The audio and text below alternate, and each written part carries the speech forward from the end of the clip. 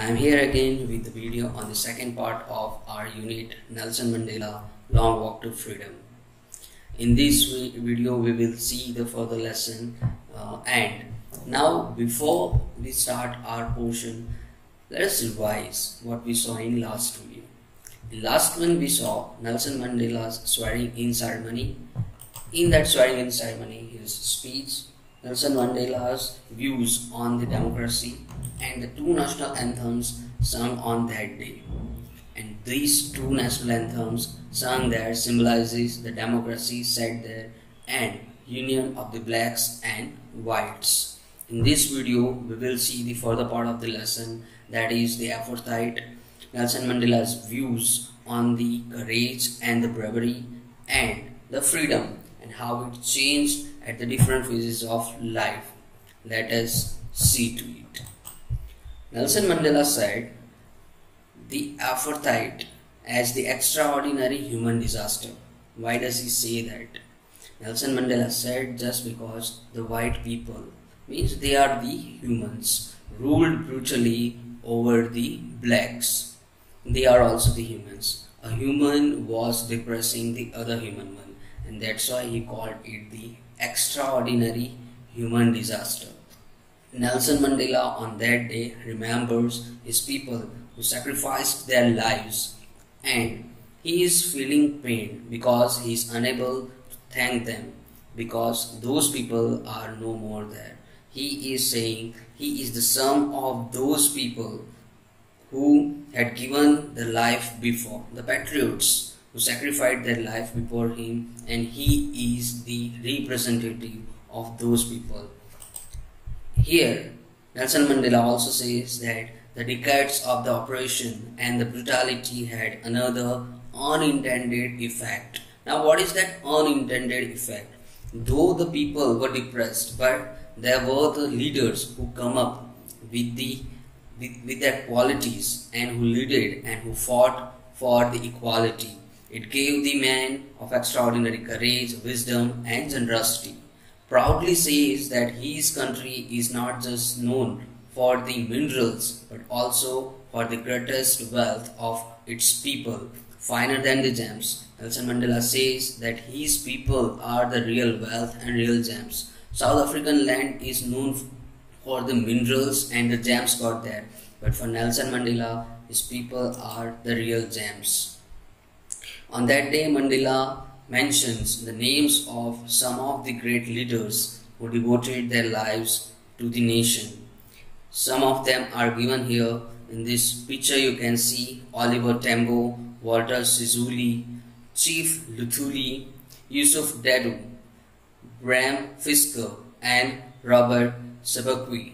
So these are the few of the people who sacrificed their life for the equality and for their people. Nelson Mandela says about the courage and bravery. Let us see what he says. He says that courage is not the absence of the fear, but the triumph over it. When somebody says that I don't have any fear, so he is not a courageous person in the real sense, but one who has the fear of something and then also he faces it and wins it. Here the word is triumph. Triumph means the winning. So to win over the fear, whatever you have. He also says that about the brave man. Brave man is not he who does not feel afraid, but who conquers the fear. Whatever fear that man has, if he conquers means also winning. Here triumph and conquer both are the similar word. So winning of the fear is very important. If you are brave, so bravery is not in escaping from the whatever difficulties we have, but instead of that we face them and we win that. That is the real bravery according to Nelson Mandela. Nelson Mandela speaks on twin obligation. It is very important thing. It may come in the questions also, that what is the twin obligation? Explain it. So twin means two obligation. Obligation means the responsibility. When a person wants to lead the responsibility, so he has to lead the responsibility, means the obligation for the family and to the nation also. Nation, community or their own people. Nelson Mandela says that a man who tried to fulfill his duty to his people was inevitably ripped. Inevitably means when he tried to do something, unavoidably he was ripped. Ripped means took away. A person who wanted to serve for the nation, they had to be away from the family, they have to leave the family, and was forced to live a life apart. Twilight extinction of secrecy and rebellion means the person who served not only in South Africa, but if we see the world leaders, if we talk about India, so Indian leaders, if you see, for example, Bhagat Singh, at the age of 23 he died and separated from the family. If we talk about Mahatma Gandhi, so we don't know what is his family background and what happened to his family after him. Even no, some of us, we don't know who are his sons, what were their sons' names, but yet we know about Mahatma Gandhi. He served for the nation. So it is not possible to lead the family life or to lead the country together. Anyone we have to sacrifice if we want to serve them, whether the country or the family. So especially in country like South Africa where they were depressed, so Nelson Mandela talks about them. So in country like South Africa, it is very difficult to lead the obligation to the family as well as to the country or their own community.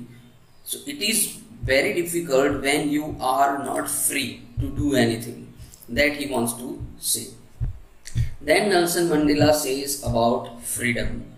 He says that he was born free. Definitely everybody born free. Whenever we are taking the birth, we don't have any kind of bondage.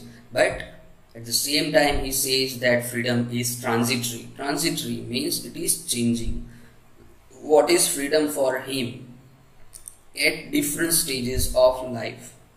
When he was a child, so the freedom was in running in the field, swimming in the stream, ride the bulls, obeying his father, and whatever the rituals and customs of his community. So that was freedom for Nelson Mandela in the childhood.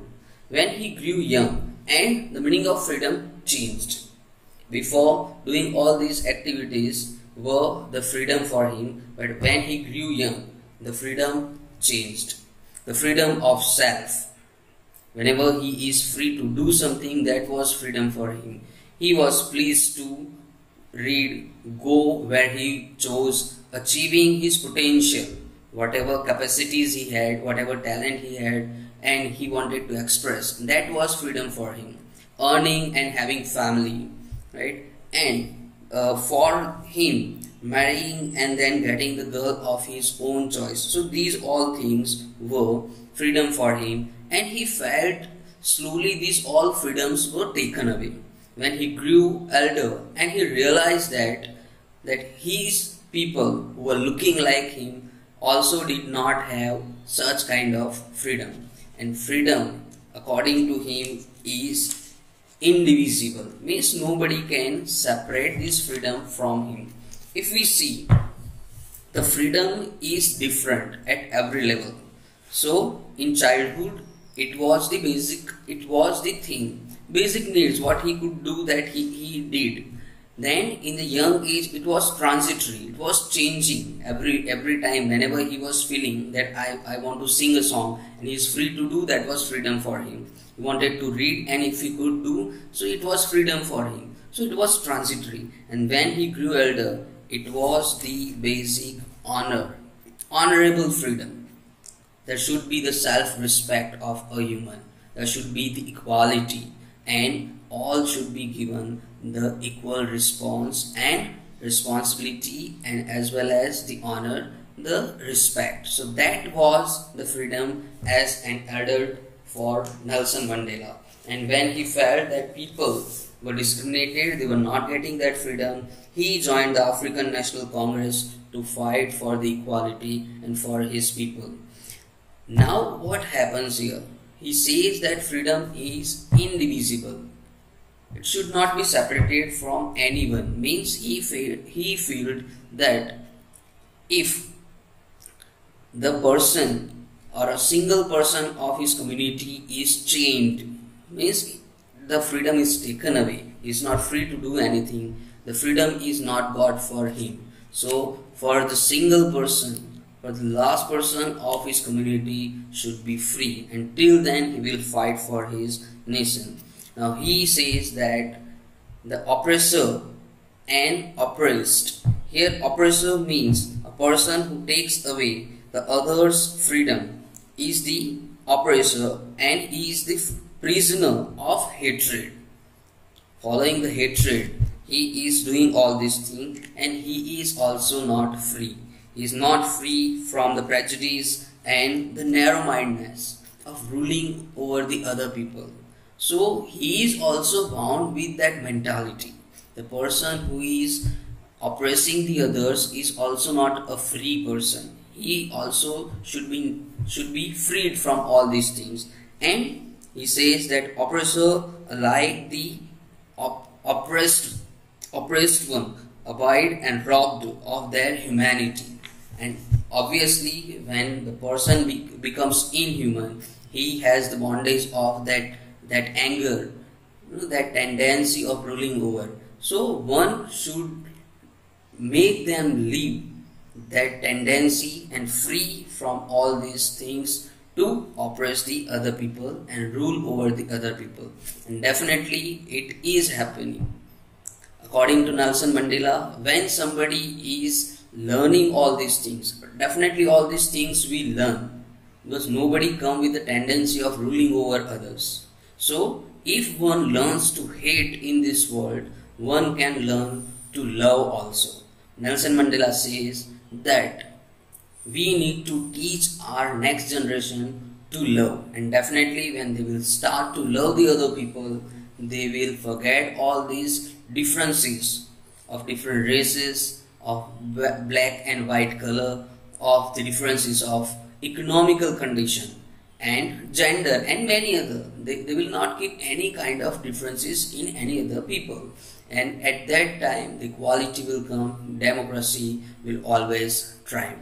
So that is all from my side for this chapter. Chapter is over. I request you all, once you go through it, wherever you feel the difficulty, there you underline the words, try to get the meanings from the dictionary, and then again you revise the chapter. It will be very easy for you to understand it. Now let us see some questions. Let us solve this assignment. This you solve after learning the chapter properly, that you will understand that how much you have learned and how much you understood from this chapter. The questions for 30-40 words.